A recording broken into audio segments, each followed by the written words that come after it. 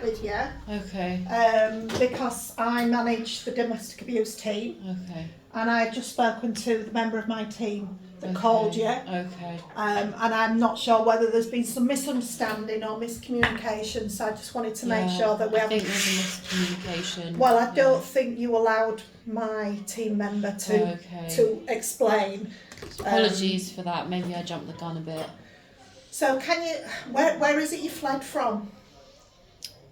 Well, my ex-partner was... I've had 3 police officers in my home in the last 2 weeks. Okay, so if we just concentrate, so where did you initially flee from? Oh, London.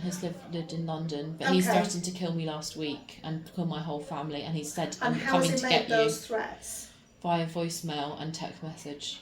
Okay, and how would he know where you are? Because he knows information about my son that I've never given him, so he could know anything. And he could have access to all the social services documents, yeah. Okay, and do you have crime reference numbers that you've reported to the police? Yes, I've got them on my phone. I don't need them now because we're not going to be able to do the assessment now because it's too late in the day. Right. Obviously, Zara contacted you to complete the assessment. I see. I think I'm much more effective. Because of my very severe complex post-traumatic stress disorder diagnosis, I find it very difficult to talk on the phone. When I can see somebody, I feel less anxious because I can see body language and facial expression. But when I'm on the phone, it's very easy for me to, with my severe anxiety and hypervigilance, because I've been in life, I've nearly been killed before, been attacked in the street, I've been kicked on the ground, I've been beaten up, and I've nearly lost my life. So when I feel anxious, it flares up, and then you'll need to come back to Marion tomorrow. Oh, okay. Okay. Yeah.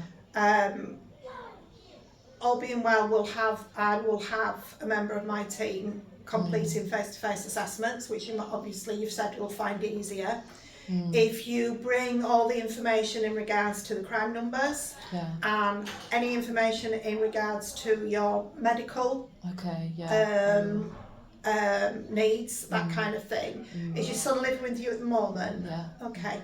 So we can do the full assessment tomorrow. Okay. I'm mindful that you've only been in this current property for 2 months. Yeah, I know. So I'm a little bit, unsure how an ex-partner that you moved away from has now been able to find you. So am I, but he has information about my son that I've not given him. There's lots of text messages. He's been sending me hundreds of text messages saying that all of this stuff about my son and information I've never given him, and he has contacts. He's part of he's a drug dealer. I've got friends in prison. He's got a lot of contacts. He knows a lot of people. But there's no confirmation to say that he knows where you live. He knows I lived in Leeds because he said I lived in Leeds. And also, the reason it's so concerning is because the police officer who came on the first week, 2 days after it happened to take the initial details, said to me that the crime had been recorded as stalking. Okay. So he's stalking me. The police, that's literally, I thought it was going to be homicide threats because that's what it was. But the police officer said it had been recorded as stalking. Yeah. Which means I am at risk because stalking is perpetual and continuous. I appreciate that. I'm a domestic abuse coordinator, so I'm fully au fait with domestic abuse, stalking. I am fully qualified in that area. But obviously, as a service, we need to make sure that we're considering all points. And Leeds is a big area. And for somebody to say, he knows I live in Leeds, that doesn't really narrow it down because there are considerations that we could put in place to keep you safe.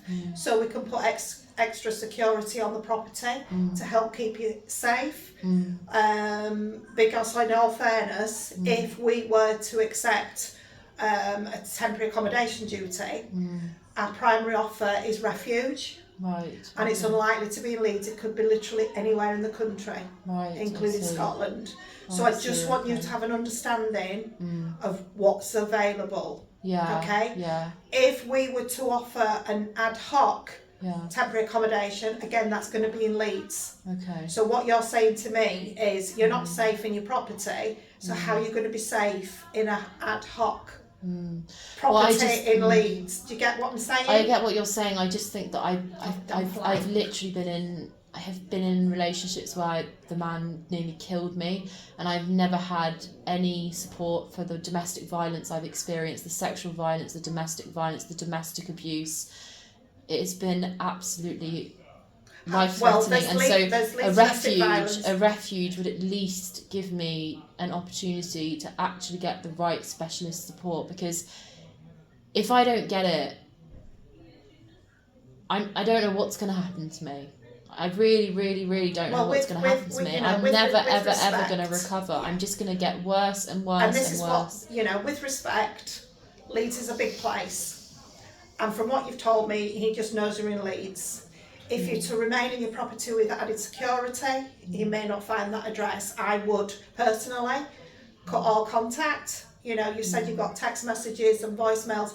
Change your number would be my absolute, that's what you need to do, change your number. Only let those few people know who you trust of your new number. If we were to offer you an ad hoc placement of temporary accommodation, again, that would be in Leeds. So from what you're telling me, what would be to stop him finding you in that temporary accommodation placement? Okay? And then there's refuge. But it might not be straight away that we can find a refuge placement. How old is your son? He's 2 years and 9 months Okay, old. that's fine. Because a lot of refuges won't accept boys of an older age. So I just wanted to clarify for obvious reasons. Yeah. So, I mean, you could come back tomorrow for a full assessment, but I just wanted you to be aware of the choices that you've got. My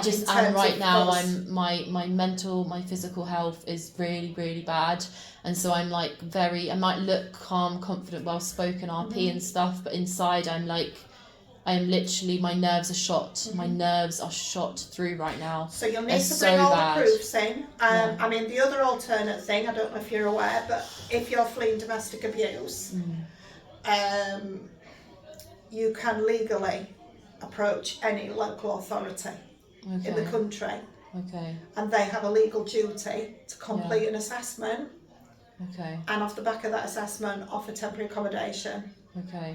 If you come to Leeds and if we do the assessment, we'll be accepting duty. So you would then not be able to go to another local authority. Okay. So I would have a think tonight if whether you want to actually remain in Leeds and have us have that duty. Or whether you want to approach another local authority for them to accept duty and then place you in some form of temporary accommodation where they are.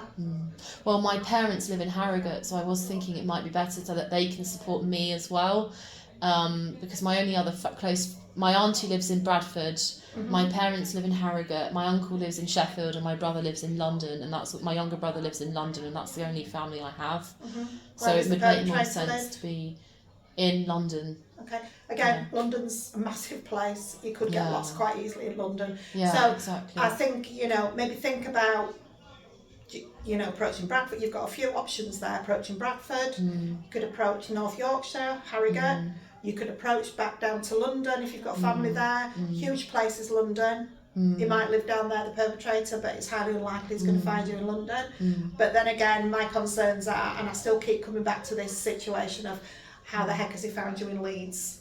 But he hasn't really found you in Leeds. He just thinks he's aware that you're probably being in Leeds. And like I said, Leeds is a big place. So I think I've given you a couple of things to think about. It's just because when I did a Clare's Law application, he was arrested. My ex, the man I share a child with, was arrested last August, and I had PC Nielsen, who again I can bring the contact card in tomorrow. I don't know. And she told me that he was put on bail, so he was supposed to not contact me. Bail conditions were put on him.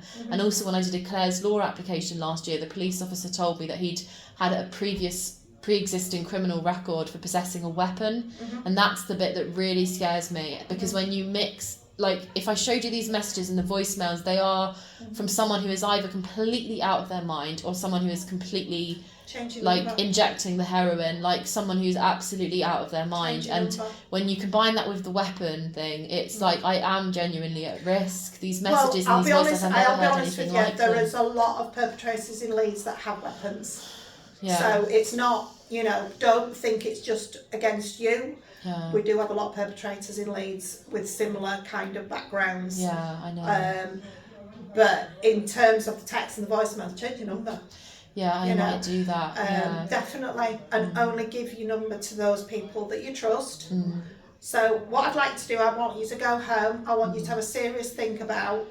We can look at sanctuary measures, so extra protective measures on the property to help keep you safe while you make a planned move. Because with respect, you've only been there 2 months. Yeah. If you want to move into social housing in Leeds, you're looking at 4 or 5 years. Is that like Leeds City Council home? Yeah, and because that's what I would like to find. I mean, I'm in a housing association now. Yeah, well, you're looking at 4 or 5 years to get a Leeds City Council flat. I see. And a lot of housing associations advertise their properties. I know what you mean. Yeah. So you would bid for them. So to get a 2-bed house in Leeds. Yeah. You're looking at 4 or 5 years, depending on the different areas. Because that's the thing, I would like a small house, but the problem is that I can't bid anymore. That's the problem, because I logged in yesterday.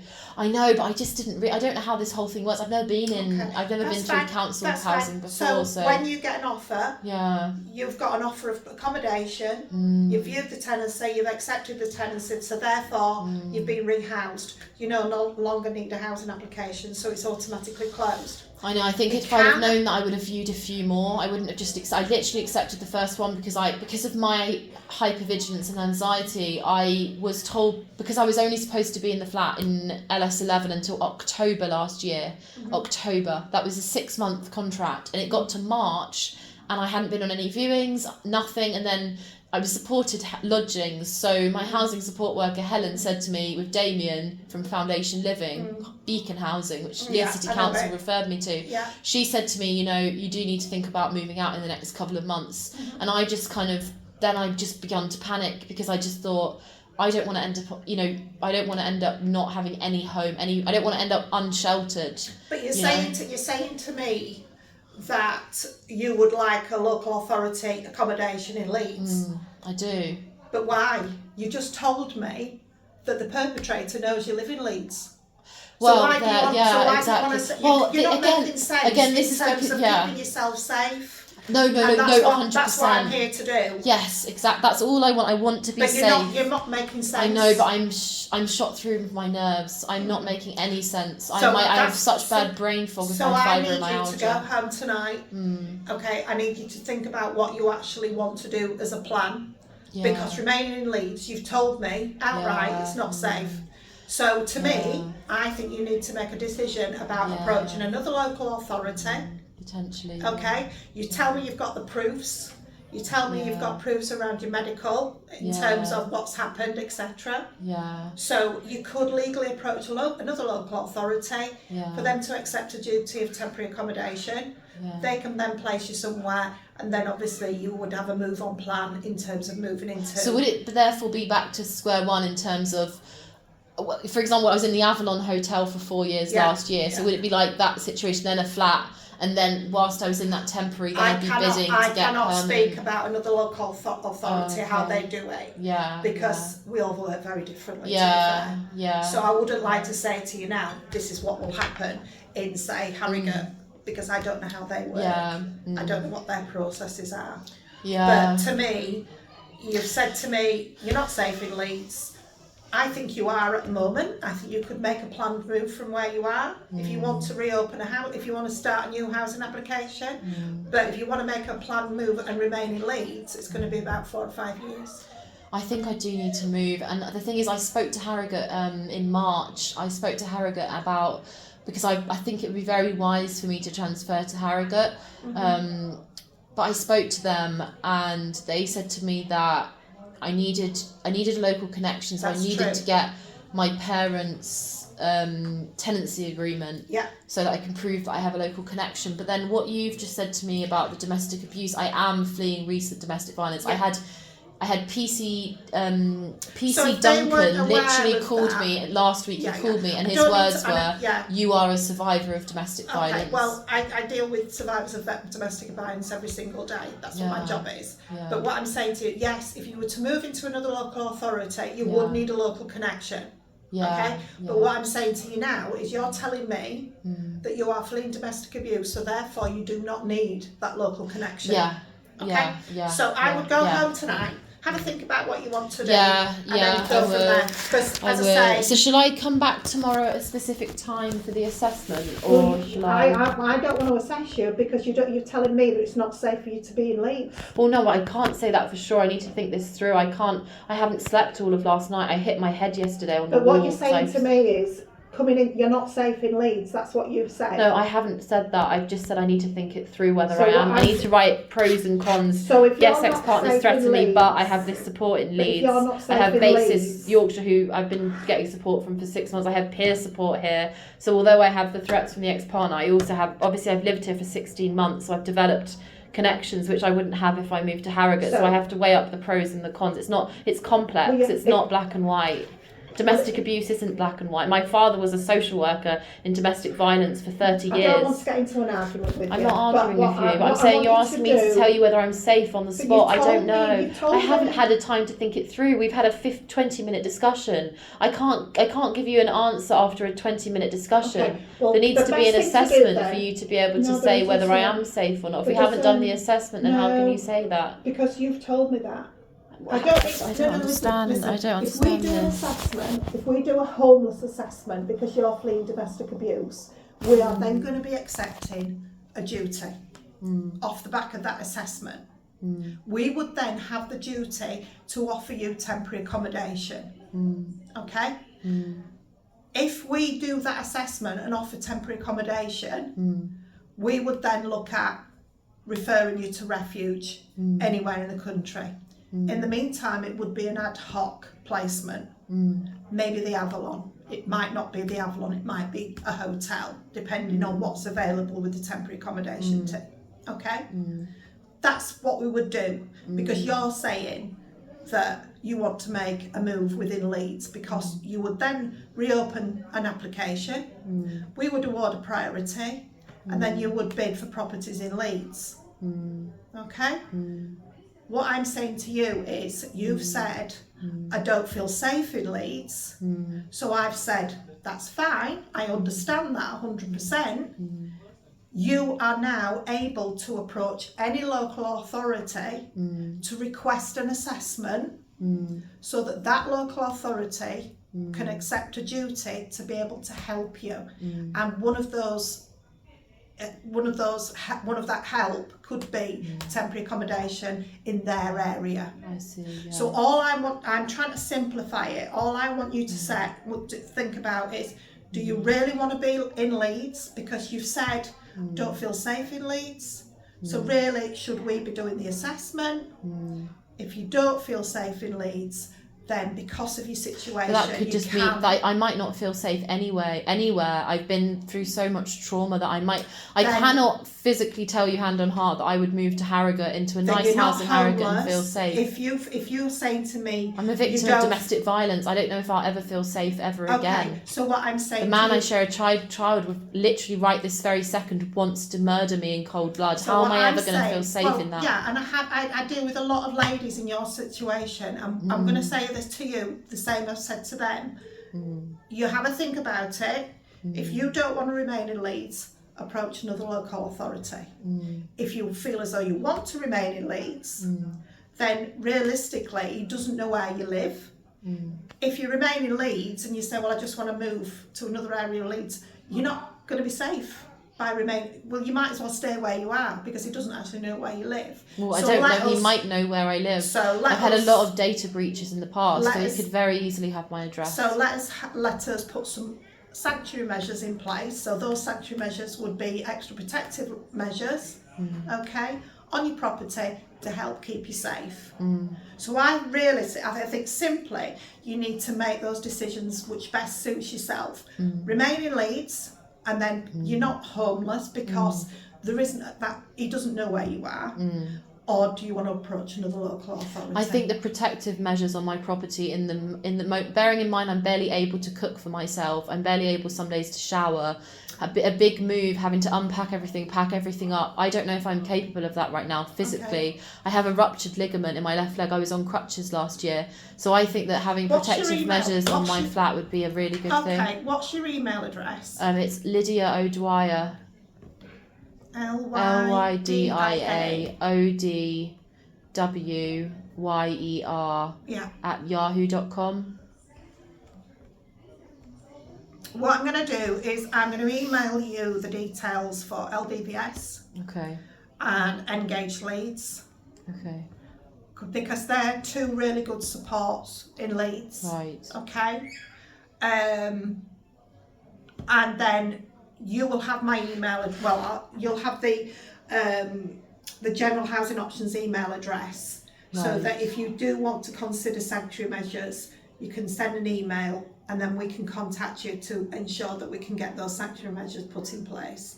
With it being a housing association, we would need to get their authority from it, but they've never said no yet. So things like extra locks on your door, spy hole chain, those kind of things. Yeah.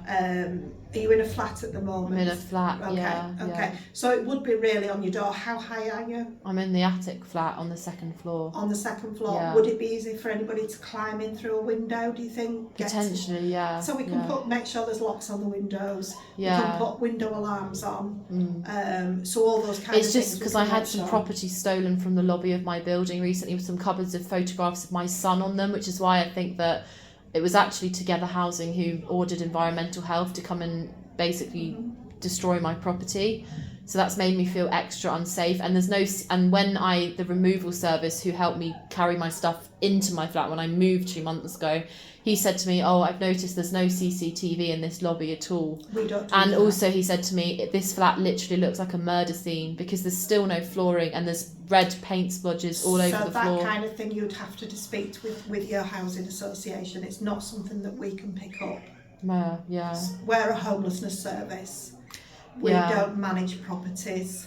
So you'd need to speak directly. And if you don't feel as though you're getting anything from them, take it higher and go to a manager at the housing association. Yeah, it's just that I spoke to it. your colleague and she said that you may be able to liaise with my landlord for them to put me in a different property, because I spoke to Fibromyalgia UK and they advised me very strongly. They said to me, you need to get onto the council and you need to tell them that your property is not suitable for you. If you're falling down the stairs because you can't get up the stairs because you've got a ruptured ligament, and if there's no adaptations, and if it's on an attic flat, then give people incorrect guidance. But she said I should tell the council that it's unsuitable for my needs. It's not our property, it's the housing association. It's Together Housing, is that right? Yeah. Yeah, it's not our property.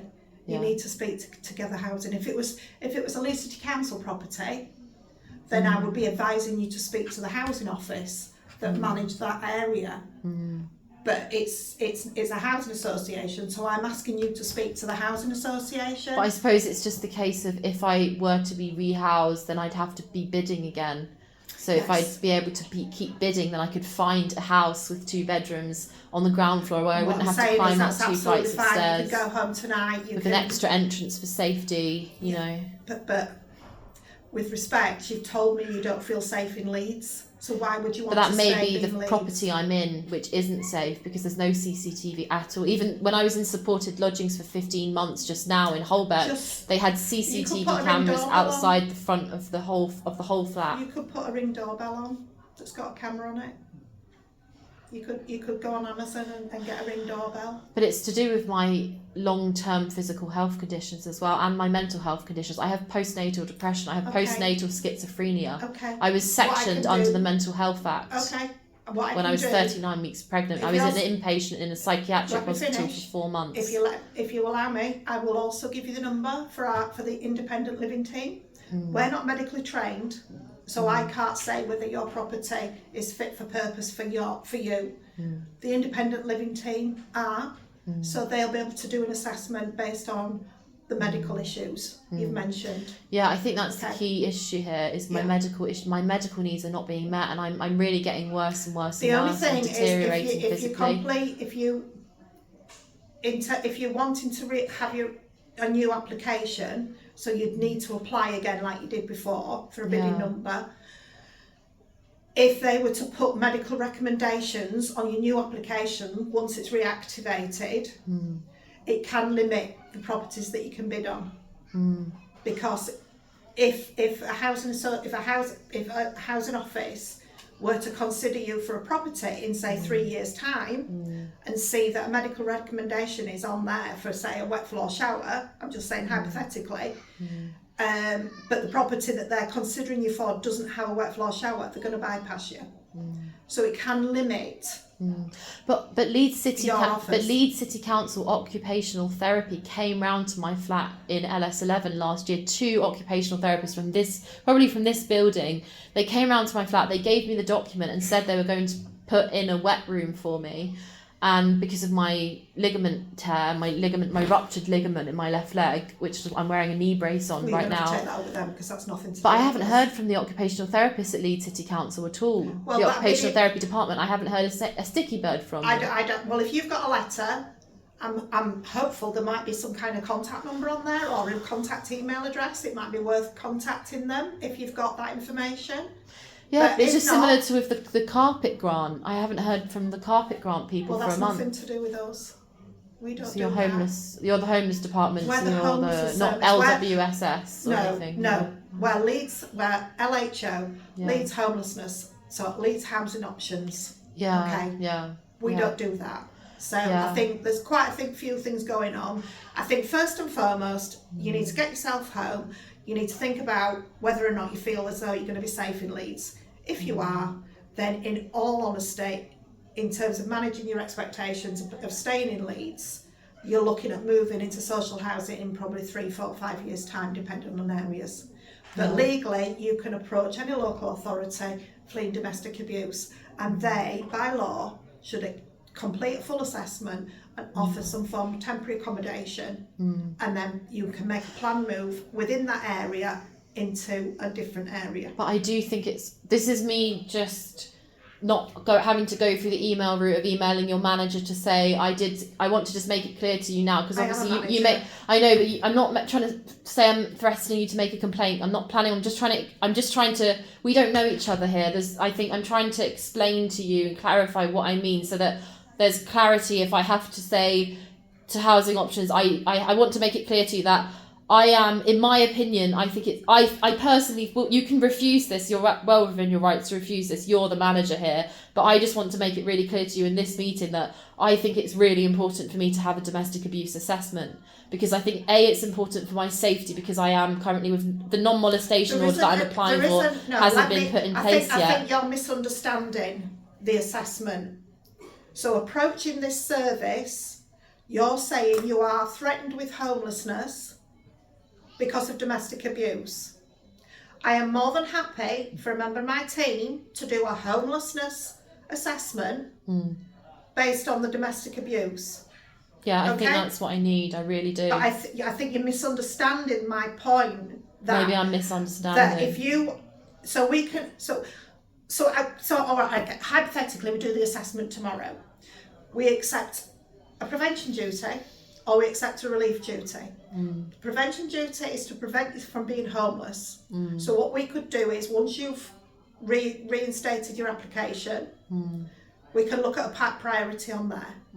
I'm saying to you, even with the highest priority which you would be awarded, you're still looking at 3, 4, 5 years to make a planned move from where you are into another social housing property. Okay? Yeah. You could look at private rented as the quickest option. Yeah. Okay? Yeah. Within Leeds. Yeah. Or you could get private rented out of Leeds, but then continue to bid to come back into Leeds. Okay? Yeah. Or we accept a relief duty, which is you're saying to us, you can no longer remain in that property. Yeah. You have no other options with family and friends that can accommodate you. There are no family and friends. So we put you in temporary accommodation. Right. That temporary accommodation will be, at some point, whether it's 2 days or 4 days or a week, will be refuge anywhere in the country. Yeah, yeah. You then start bidding to remain in Leeds. I'm saying to you, you've told me you don't feel safe in Leeds, so I'm saying, well, what's the point of going down the assessment route with us when you could approach another local authority that you might feel safer in and get them to do the assessment? It's just with the assessment, once the assessment's been completed, surely it would be then valid for every local authority to see. No, it's not, and I think that's where the misunderstandings come in. Right. No, it's not. So you're saying to Leeds Housing Options, I am threatened with homeless, or I'm homeless because of domestic abuse. I can no longer stay in that property. Right. Okay? Yeah. We can look at providing, we can accept that duty. I'm not saying we can't. I'm more than happy to do the assessment. I'm more than happy to accept the duty. But in all fairness, you've said, I don't feel safe in Leeds, so I'm trying to say to you, maybe not go down the route with us, go down the route with another local authority. No, I think when I think about the support I have from Basis, and when I think about the support I have from the Joanna Project, and when I think about the fact that I have one friend in Leeds, I don't have any of that in Harrogate. I don't have any of that in Harrogate. Yeah, but I have a strained relationship with my parents. There's been a lot of coercive control from them as well. But you just told me that... But what I'm trying to explain to you is that my whole life, I'm a victim of terrible circumstances. So there is nowhere I can go that's going to be 100% safe. But what I'm trying to explain to you is that when you compare Leeds, which is a town I've lived in for 16 months, with a city where I have absolutely no professional support people there. I don't have Nikki from Basis. I don't have, what's her name, Yvonne from the Joanna. You know, they're just off the top of my head. You know, I couldn't just call up Leeds Mind, even though I'm not even enrolled on them. At least I know that I've been previously enrolled on them. At least there's some people I know in Leeds. If we put you in London in a refuge or in Scotland, but the refuge is for a week,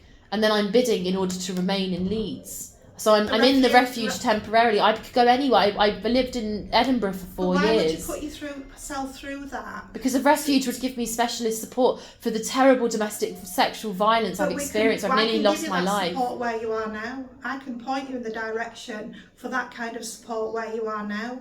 I know, but refuge would be safe.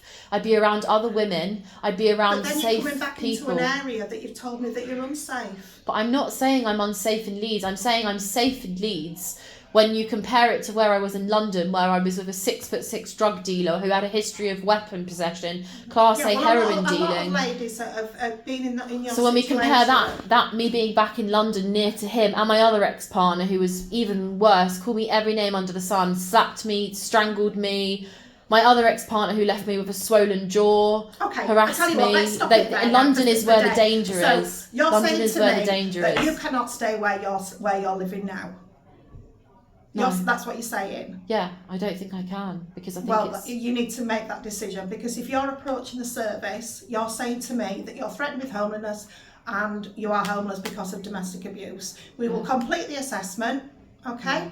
We will obviously make the referrals to refuge, okay? Yeah. Not all refuges have got specialist support, I'll be honest with you, that you think that you're going to get in those refuges. Yeah. But we will be able to make those referrals, okay? Yeah. If you're wanting to bid, you're going to be bidding for about 3, 4, 5 years. Yeah. So you just need to be aware of that. Yeah, I'm aware of that. Or you can go to another local authority and be assessed by them and be supported by them. Or you can stay where you are. I can look at sanctuary for you. I can look at making referrals to support services to support you where you are. You can reopen your application or redo your application, okay? Or you can look for private rented. There's nothing to stop you looking for private rented. What's sanctuary? I don't think you've mentioned sanctuary. I have. Sanctuary measures are protective measures. Right. So extra locks.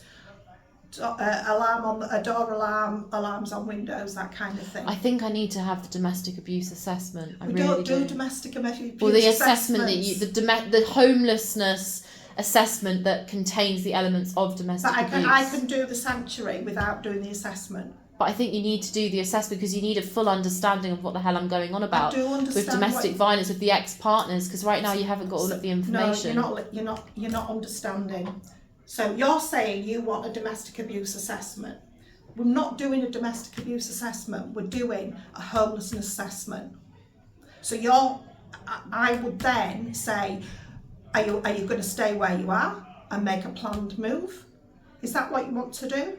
Because that would be part of the assessment. So I'm doing if I'm saying to you now, I've done the assessment, for example, what are you wanting to do? Want to make a planned move from where you are? I want to do the homelessness assessment.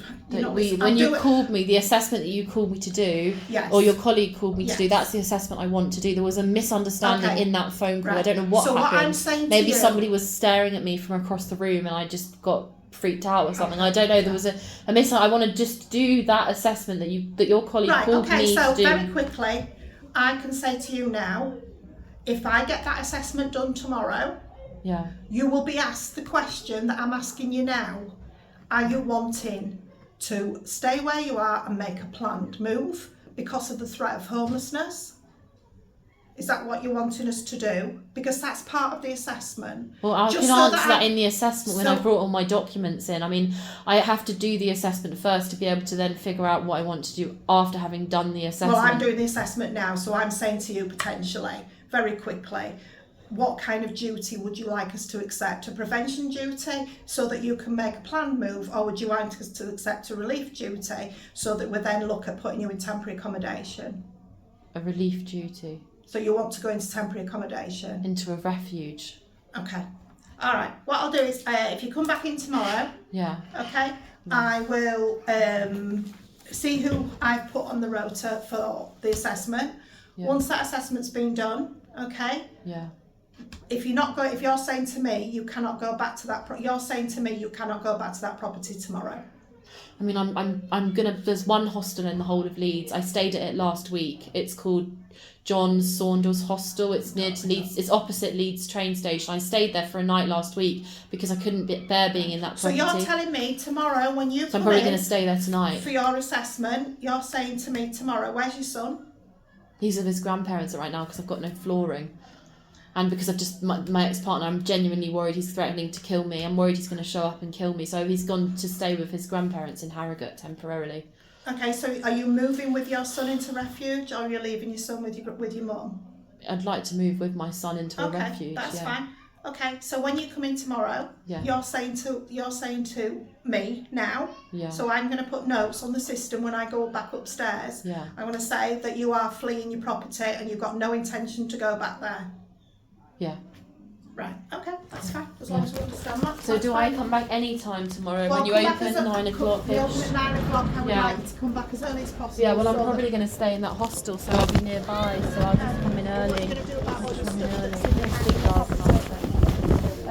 Well, when you give me an option where I need to go, I'll pack it all up. I mean, none of the boxes have been unpacked. I haven't even unpacked much. There's no flooring there, so I haven't been able to properly unpack anyway. But that's an issue that you need to take up with the housing suppliers, and that's not up to us. I know. Well, they said they were going to call me today. I haven't received the call, so I don't know. You know, but that's fine. I'll let you go on. But yeah, I'll be here tomorrow. Sorry. Yeah.